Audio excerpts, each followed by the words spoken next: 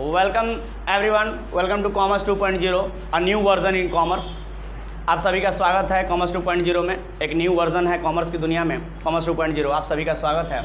आज हम लोग चैप्टर शुरू कर रहे हैं, कौन सा? Reconstitution of partnership. हमारा नया चैप्टर है पार्टनरशिप का। Reconstitution of partnership, change in profit sharing ratio. इस चैप्टर का पूरा नाम है change in profit sharing ratio. Reconstitution of partnership, change in profit sharing ratio. Actually ये चैप्टर हम लोग कल ही शुरू कर लिए थे, जिसमें हम लोग इसका इंट्रोडक्शन पढ़े थे, जिसमें हम लोगों ने change in reconstitution of partnership, यानी कि पार्टनरशिप में, पार्टनरशिप बिजनेस में रिकॉन्स्टिट्यूशन का मतलब क्या होता है, ये हम लोगों ने जाना था। ठीक है, तो पार्टनरशिप, सबसे पहले तो हम लोग पार्टनरशिप का मतलब जाने थे कि पार्टनरशिप का मतलब क्या होता है। तो आप सभी ने, कुछ अच्छे स्टूडेंट थे जो इन्होंने डेफिनेशन बताया, पार्टनरशिप का मतलब समझाया हमें कि partnership as per section 4 of Indian partnership act 1932 के अकॉर्डिंग पार्टनरशिप को डिफाइन किया गया है, ये हम लोग समझे थे। उसके बाद उस पार्टनरशिप बिजनेस में रिकॉन्स्टिट्यूशन होता है, तो रिकॉन्स्टिट्यूशन कहने का मतलब क्या है, ये चीज़ हम लोग देखे थे कल। तो जरा बताइएगा, सबसे पहला टॉपिक हमारा है रिकॉन्स्टिट्यूशन। तो रिकॉन्स्टिट्यूशन का मतलब क्या था जी? रिकॉन्स्टिट्यूशन का मतलब क्या था कि अगर पार्टनरशिप जो बिजनेस चल रहा है, उस पार्टनरशिप बिजनेस में जो पार्टनर काम कर रहे हैं उनके रिलेशन में चेंजिंग होना, उनके संबंध में चेंज आना, है ना जी, अंतर आना। लेकिन उस अंतर आने के वजह से, उस चेंज के वजह से पार्टनरशिप बिजनेस को कोई अफेक्ट नहीं होना चाहिए। यानी पार्टनरशिप बिजनेस करने का मतलब कि उसके एग्जिस्टेंस पर कोई फर्क नहीं पड़ना चाहिए। चेंज तो होगा लेकिन उसके एग्जिस्टेंस पर, एग्जिस्टेंस का मतलब मैंने समझाया था कि हाँ, बिजनेस आगे चलेगा कि नहीं चलेगा, उसका मतलब होता है एग्जिस्टेंस। आया बात समझ में? उसका मतलब क्या होता है? एग्जिस्टेंस। अगर निरंतर चलता रहेगा, कंटिन्यूअस हमारा बिजनेस चलता रहेगा, तो उसको बोलेंगे कि एग्जिस्टेंस पर कोई फर्क नहीं पड़ा है। लेकिन ऐसा हो, कुछ ऐसा बदलाव हमारे बिजनेस में हो जाए जिसकी वजह से बिजनेस ही बंद हो जाए, तो उसको हम लोग बोलेंगे कि एग्जिस्टेंस पे फर्क पड़ा है। लेकिन रिकॉन्स्टिट्यूशन कहता है कि चेंजिंग तो होगा, हम पार्टनरों के बीच जो रिलेशन है, हम पार्टनरों का जो रिलेशन है उसमें चेंजिंग तो होगा, लेकिन उस चेंजिंग के वजह से, बोलिए ना जी, उस चेंजिंग की वजह से बिजनेस के एग्जिस्टेंस पर कोई भी फर्क नहीं पड़ेगा। उसको हम लोग कहते हैं रिकॉन्स्टिट्यूशन, रिकॉन्स्टिट्यूशन ऑफ पार्टनरशिप। यानी पार्टनरशिप में जो पार्टनर काम कर रहे हैं, उस पार्टनरों के रिलेशन में चेंजिंग आएगा, लेकिन उस चेंजिंग की वजह से हमारे पार्टनरशिप बिजनेस के एग्जिस्टेंस पर कोई फर्क नहीं पड़ना चाहिए। यानी हमारा डेफिनेशन क्या निकल के आया था, जरा बोलेंगे डेफिनेशन क्या निकल के आया था जी? When there is change in relation, हाँ जी, रिलेशन में चेंज आ रहा है। When there is change in relation, relation में चेंज आ रहा है, बट कहता है कि विदाउट अफेक्टिंग, है ना जी, विदाउट अफेक्टिंग, किसको अफेक्ट किए बिना? विदाउट मतलब किए बिना, किसके किए बिना जी? विदाउट अफेक्टिंग द एग्जिस्टेंस, है ना जी, without affecting the existence of partnership firm. यानी पार्टनरशिप फॉर्म के एग्जिस्टेंस को बिना अफेक्ट किए, है ना जी, पार्टनरशिप फॉर्म के एग्जिस्टेंस को पार्टनरशिप फॉर्म कहता है कि पार्टनरशिप फॉर्म के एग्जिस्टेंस को अफेक्ट किए बिना अगर पार्टनरों के रिलेशन में कोई चेंजिंग आ रहा है, तो उस चेंजिंग को ही क्या बोला जाता है जी? रिकॉन्स्टिट्यूशन बोला जाता है। कि पार्टनरशिप फॉर्म हमारा फिर से क्या हो रहा है? रिकॉन्स्टिट्यूट हो रहा है। मैंने बताया था रिकॉन्स्टिट्यूशन में री और दूसरा वर्ड है कॉन्स्टिट्यूशन, जिसमें मैंने बताया था री का मतलब क्या होता है? दोबारा से, फिर से, अगेन, और कॉन्स्टिट्यूट का मतलब बनाया जा रहा है। यानी पार्टनरशिप फॉर्म जो हमारा चल रहा है, इसमें कुछ बदलाव करके, कुछ चेंजिंग करके इस पार्टनरशिप फॉर्म को फिर से क्या किया जा रहा है जी? बनाया जा रहा है, रिकॉन्स्टिट्यूट किया जा रहा है। इसमें दो शब्द है, री और कॉन्स्टिट्यूशन। आया बात समझ में? कॉन्स्टिट्यूशन का मतलब कॉन्स्टिट्यूट करना, यानी फिर से बनाना। आया बात समझ में? तो रिकॉन्स्टिट्यूशन का मतलब हुआ कि पार्टनरों के रिलेशन में चेंज हो रहा है, लेकिन उस चेंज के वजह से पार्टनरशिप फॉर्म के एग्जिस्टेंस पर कोई भी प्रभाव नहीं पड़ रहा है। इसको कहते हैं हम लोग रिकॉन्स्टिट्यूशन। समझ में आया क्या? और रिकॉन्स्टिट्यूशन में हम लोग अगला टॉपिक कौन सा पढ़े थे, जरा बताएंगे? कौन सा पढ़े थे जी? हाँ जी, सर्कमस्टांसेज, कि कौन कौन से ऐसे सर्कमस्टांसेज हैं, जिनमें क्या होता है जी? रिकॉन्स्टिट्यूशन होता है। तो सर्कमस्टांसेज ऑफ रिकॉन्स्टिट्यूशन लिख सकते हैं क्या? सर्कमस्टांसेज ऑफ रिकॉन्स्टिट्यूशन, कोई दिक्कत? चलिए, तो सर्कमस्टांसेज में सब मतलब ये हुआ, इस टॉपिक का मतलब हुआ कि कौन कौन से ऐसे सिचुएशन हो सकते हैं, कौन कौन से ऐसे ओकेजन हो सकते हैं जिसमें क्या होता है, रिकॉन्स्टिट्यूशन होता है, मतलब पार्टनरशिप फॉर्म में बदलाव होता है। ठीक है, लेकिन बदलाव होने की वजह से एग्जिस्टेंस पर कोई भी फर्क नहीं पड़ना चाहिए। तो आइए देखते हैं बदलाव कौन कौन सा सिचुएशन में होता है। तो पहला कौन सा सिचुएशन था जी, तो हमने देखा था change in profit sharing ratio. जरा ध्यान दीजिएगा, change in profit sharing ratio, change in profit sharing ratio, यानी कि प्रॉफिट शेयरिंग रेशियो में चेंज हो रहा है, प्रॉफिट शेयरिंग रेशियो में चेंज हो रहा है। और प्रॉफिट शेयरिंग रेशियो में चेंज होने के वजह से पार्टनरों के संबंध में, पार्टनरों के रिलेशन में क्या हो रहा है जी, बदलाव आ रहा है। लेकिन क्या प्रॉफिट शेयरिंग रेशियो, जरा खुद सोच के बताइए, क्या प्रॉफिट शेयरिंग रेशियो अगर हम पार्टनरों के बीच बदल जाता है तो क्या उसके वजह से, हाँ जी, क्या उसके वजह से पार्टनरशिप फॉर्म बंद हो जाएगा? अरे नहीं नहीं, पार्टनरशिप फॉर्म के एग्जिस्टेंस पर कोई फर्क नहीं पड़ना चाहिए, तभी तो रिकॉन्स्टिट्यूशन कहलाएगा, तभी तो रिकॉन्स्टिट्यूशन कहलाएगा जी। और नहीं तो हम कहेंगे कि पार्टनरशिप फॉर्म तो बंद हो गया। तो वो चैप्टर 1 हम लोग पढ़ेंगे इसी पार्टनरशिप यूनिट में, क्या पढ़ेंगे, उसका नाम है डिसोल्यूशन। ठीक है, वो डिसोल्यूशन में हम आप लोगों को सिखाएंगे कि डिसोल्यूशन का मतलब क्या होता है और पार्टनरशिप फॉर्म बंद होता है तो कैसे कैसे ट्रीटमेंट किया जाता है।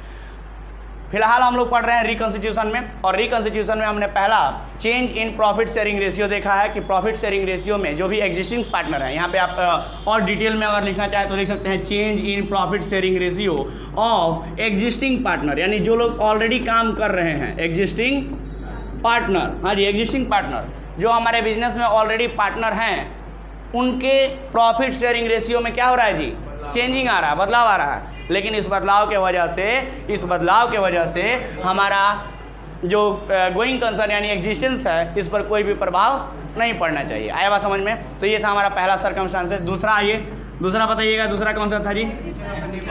दूसरा था admission of a partner, admission of a new partner, यानी कि एक नया पार्टनर क्या हो रहा है जी, एडमिशन ले रहा है, मतलब एडमिट हो रहा है हमारे साथ, न्यू पार्टनर। ठीक है, admission of a new partner, यानी एक नया पार्टनर आ रहा है हमारे साथ। तो अब नया पार्टनर आएगा, जरा सोचिए, मान लीजिए हम 2 लोग ऑलरेडी काम कर रहे थे बिजनेस में और 2 लोगों में से 1 लोग और आ गए साथ में काम कर रहे हैं, तो हमारे बीच मान लीजिए प्रॉफिट बट रहा था बराबर बराबर, 1:1 के रेशियो बट रहा था। अब एक आदमी और आ गए, उनको भी हम लोग बराबर क्या दे रहे हैं, प्रॉफिट में हिस्सा दे रहे हैं। तो अब जब चूँकि बराबर प्रॉफिट में हिस्सा जब हम लोग देंगे, तो अब सोचिए, अभी तक 100 रुपया की कमाई हो रही थी हमारे बिजनेस में, 100 रुपया की कमाई हो रही थी, और अब बराबर बराबर हम लोग चूँकि पहले से बांट रहे थे तो 50-50 रुपये बट रहा था। अब एक आदमी और आ गए, उनको भी अगर हम बराबर हिस्सा देते हैं, हाँ जी, उनको भी अगर बराबर हिस्सा देते हैं तो वही 100 रुपया बांटेंगे तो 3 भाग में ना बटेगा जी, तो लगभग 33.33 जो आप कहते हैं, तो 33 रुपया के आसपास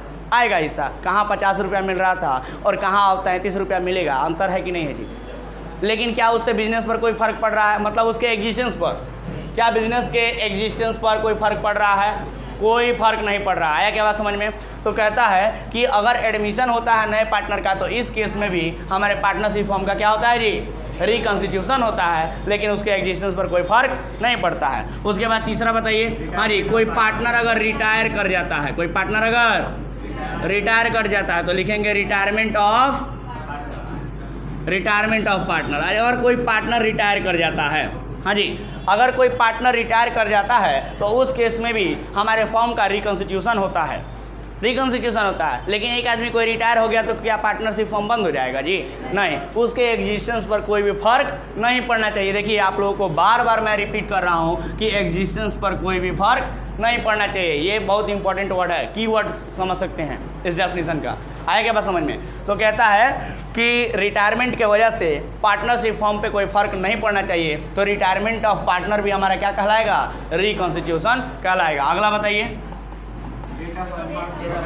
डेथ, DEATH है ना जी, डेथ ऑफ अ पार्टनर। हाँ जी, डेथ ऑफ अ पार्टनर, किसी पार्टनर का डेथ हो गया, किसी पार्टनर का डेथ हो गया, किसी पार्टनर का अगर डेथ हो जाता है तो ज़रा ध्यान दीजिएगा, पार्टनर का डेथ तो हो गया, किसी एक पार्टनर का डेथ हुआ है या 2 पार्टनर का भी डेथ हो गया। अरे कितने भी पार्टनर का डेथ हो जाए, लेकिन उस डेथ के वजह से हमारे पार्टनरशिप फॉर्म के एग्जिस्टेंस पर फर्क नहीं पड़ना चाहिए। तो मान लीजिए 3 लोग हम लोग काम कर रहे थे और 3 लोगों में एक आदमी कोई डेथ कर गए, निपट लिए, है ना जी। अब निपट लिए मतलब डेथ कर गए, तो अब जो प्रॉफिट 1:1:1 यानी 33 बढ़ रहा था 100 रुपया में, अब तो हम 2 लोगों में बटेगा, तो अब 2 लोगों में इक्वल बटेगा, तो कितना हो जाएगा इस 100 रुपया में 50 रुपया।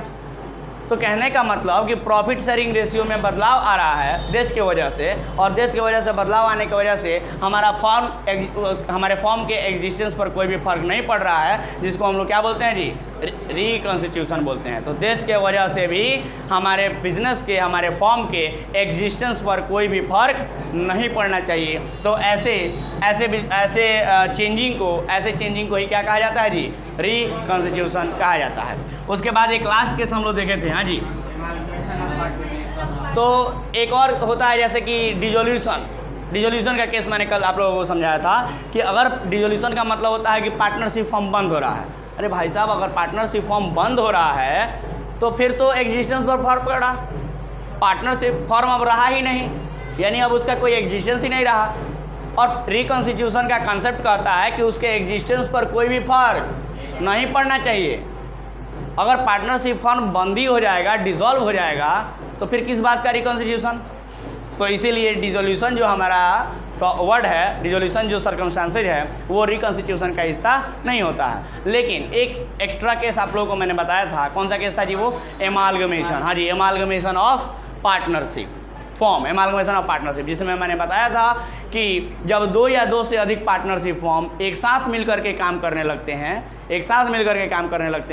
एक दूसरे के फ़ायदे के लिए ऐसा करते हैं, तो उन्हीं को क्या कहा जाता है जी, एमालगमेशन ऑफ पार्टनरशिप फॉर्म कहा जाता है। तो क्या लिखेंगे हम लोग, 5वां टॉपिक एमालगमेशन। आया क्या बात समझ में, एमालगमेशन ऑफ पार्टनरशिप, है ना जी, एमालगमेशन ऑफ पार्टनरशिप फॉर्म। ये हमारा 5वां टॉपिक था, मतलब 5वां सर्कमस्टांसेस था, 5वां सिचुएशन था।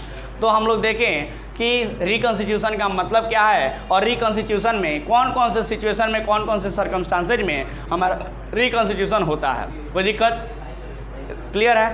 तो चलिए अब इससे ज़रा आगे बढ़ते हैं हम लोग, और आगे बढ़ के अगला केस देखते हैं क्या होता है। तो आप लोगों ने सारे के सारे एग्जाम्पल में देखा होगा आप लोगों ने कि ठीक है सर, रिकॉन्स्टिट्यूशन हो रहा है, हाँ जी, रिकॉन्स्टिट्यूशन हो रहा है, और रिकॉन्स्टिट्यूशन की वजह से हर सिचुएशन में, इतने सारे सिचुएशन पढ़े ना हम लोग, इतने सारे सर्कमस्टांसेस पढ़े हम लोग, सिचुएशन पढ़े, हर सिचुएशन में पार्टनरों के बीच प्रॉफिट शेयरिंग रेशियो में चेंजिंग आ रहा है। पार्टनरों के बीच प्रॉफिट शेयरिंग रेशियो में चेंजिंग आ रहा है, सबको क्लियर है? पीछे आप लोग, पार्टनरों के प्रॉफिट शेयरिंग रेशियो में चेंजिंग हो रहा है। और देखिए ना, जरा ध्यान से आप लोग देखिएगा तो हमारा चैप्टर भी जो पहला है change in profit sharing ratio, reconstitution of partnership कह रहा है, लेकिन उस रिकॉन्स्टिट्यूशन में पहला सिचुएशन पढ़ा रहा है change in profit sharing ratio. तो ऐसे ही रिकॉन्स्टिट्यूशन का हम लोग ये जितना सिचुएशन है ये चैप्टर वाइज हम लोग पढ़ेंगे। तो अभी जो चैप्टर हम लोग शुरू किए हैं वो change in profit sharing ratio का है। इसके बाद जो चैप्टर पढ़ेंगे, इसके बाद वाला वो एडमिशन का होगा, फिर अगला चैप्टर रिटायरमेंट का, फिर अगला चैप्टर डेथ का। और जहाँ तक एमालगमेशन की बात है, तो एमालगमेशन 12th में नहीं पढ़ना है। जब आप लोग आइएगा ग्रेजुएशन में तो हम पढ़ाएंगे आप लोगों को एमालगमेशन, ठीक है? एमालगमेशन 12th का हिस्सा नहीं है। यहाँ पे डेथ के बाद एक चैप्टर आएगा डिसोल्यूशन, वो आप लोगों को 12th में पढ़ना है, वो आप लोगों को हम 12th में पढ़ाएंगे। आया बात समझ में? तो चलिए ज़रा ध्यान दीजिएगा।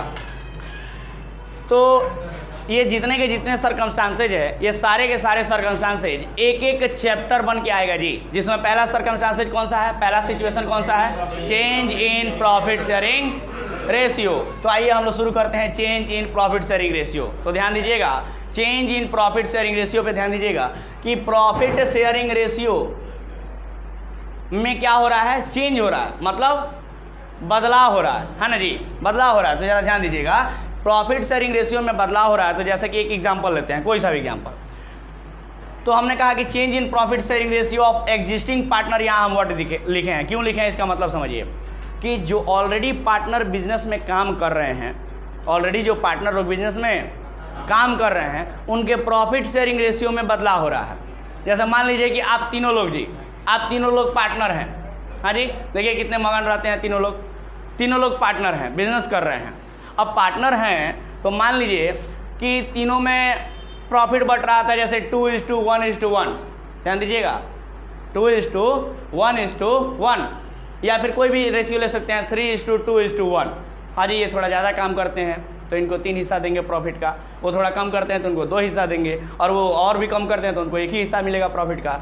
तो 3:2 मान लीजिए उन लोगों का नाम है ए, बी और सी, हाँ जी, और इनके बीच प्रॉफिट कैसे बढ़ रहा है? 3:2:1 इस रेशियो में बढ़ रहा है। आ रहा है बात समझ में? अब कह रहे हैं भाई साहब जिन लोगों को कम मिल रहा है बी को और सी को, वो कह रहे हैं कि ना अब तो हम लोग को बराबर चाहिए। हाँ जी, हम लोग भी काम कर रहे हैं, उनका ऐसा कहना है कि हम लोग भी काम कर रहे हैं, अब हम लोग क्या चाहिए? प्रॉफिट बराबर चाहिए। तो ज़रा ध्यान दीजिएगा, अब वो कह रहे हैं कि प्रॉफिट बराबर चाहिए, मतलब क्या निकल के आया जी कि अब वो कह रहे हैं कि अब हम लोग का प्रॉफिट 1:1:1 में बटेगा। समझ में आ रहा है क्या? तो ये जो रेशियो था, ये रेशियो है प्रॉफिट शेयरिंग रेशियो, ये ओल्ड प्रॉफिट शेयरिंग रेशियो है ना जी, पुराना प्रॉफिट शेयरिंग रेशियो, ये ओल्ड हो गया, पुराना वाला। अब नया क्या कह रहे हैं जी? New profit sharing ratio. New profit sharing ratio कह रहे हैं कि 1:1:1 का रेशियो होगा। समझ में आ रहा है क्या? तो ज़रा ध्यान दीजिए, वो प्रॉफिट में जो ए भाई साहब हैं, ये प्रॉफिट में 3 हिस्सा पहले ले रहे थे, अब प्रॉफिट में इनको 1 ही हिस्सा मिलेगा जी। वो 2 हिस्सा ले रहे थे, हाँ जी, तो उनको 1 हिस्सा मिल रहा है प्रॉफिट में, और वो 1 ले रहे थे तो उनको भी 1 मिल रहा है। मतलब आप समझिए, पहले जो था अगर हम इसको लिखें फ्रैक्शन के फॉर्म में तो कैसे लिखेंगे जी? इस वाले को 3/3 2 5 1 6, 3 हिस्सा 2 हिस्सा 1 हिस्सा, टोटल मिला के 6 हिस्सा। 6 हिस्सा में 3 हिस्सा ए को मिल रहा था, यानी 3/6 यानी 3/6, और बी को 2/6 और ए को 1/6 ऐसे मिल रहा था। अब कह रहे हैं कि नहीं अब ऐसे नहीं हम लोग बांटेंगे, अब तो 1:1:1 बांटेंगे, यानी कि अब कह रहे हैं कि 1 बोलिए ना जी, 1 1 2 1 3 हिस्सा, तो 1/3:1/3:1/3 ऐसे बांटेंगे हम लोग प्रॉफिट। कोई दिक्कत? लॉजिक समझ में आ रहा है क्या? ये समझ में आया क्या? किसी को दिक्कत? तो देखिए, ओल्ड प्रॉफिट शेयरिंग रेशियो हमारा ये था 3/6, 2/6 और 1/6। अब कह रहे हैं कि नया प्रॉफिट शेयरिंग रेशियो क्या होगा जी? 1/3, 1/3 और 1/3। आप लोगों को क्या लग रहा है ये एग्जाम्पल देख के? जरा बताइएगा सब लोग, ये एग्जाम्पल देख के आप लोगों को क्या लग रहा है कि इसमें किसको प्रॉफिट हो रहा है और किसको लॉस हो रहा है? हाँ जी, लॉजिकली सोच के बताइए। सी को प्रॉफिट हो रहा है ना जी, सी को प्रॉफिट हो रहा है, उनको कम मिल रहा था, वो अब बराबर लेंगे ना जी। ए को लॉस हो रहा है, अब बी में थोड़ा कंफ्यूजन हो रहा है कि बी को प्रॉफिट हो रहा है कि लॉस हो रहा है, पता नहीं सर। हाँ जी, बताइए। देखिए, ए और सी का कंसेप्ट तो सीधा सीधा समझ में आ रहा है कि भाई साहब ए को ज़्यादा मिल रहा था तो अब कम मिलेगा, तो ए को लॉस हो रहा है। हाँ जी, और सी को बहुत कम मिल रहा था तो अब बराबर मिल रहा है, सबको बराबर मिल रहा है, तो ए का तो हिस्सा, सी का हिस्सा बढ़ा, ये सबको क्लियर है। लेकिन बी में कन्फ्यूजन हो रहा है कि बी का हिस्सा बढ़ा कि छोड़ा, पता नहीं। तो चलिए, ये पता कैसे करेंगे, ज़रा ध्यान दीजिए, ये पता कैसे करेंगे? तो कहता है कि ओल्ड प्रॉफिट शेयरिंग रेशियो हमारा ये था, न्यू प्रॉफिट शेयरिंग रेशियो ये है ना जी। तो ओल्ड प्रॉफिट शेयरिंग रेशियो में से न्यू प्रॉफिट शेयरिंग रेशियो को माइनस कर देंगे, ताकि पता चले हमें कि किसको प्रॉफिट हो रहा है और किसको लॉस हो रहा है। जैसे मैंने आप लोगों से पूछा कि आप लोगों को क्या लग रहा है कि किसको प्रॉफिट हो रहा है, किसको लॉस हो रहा है।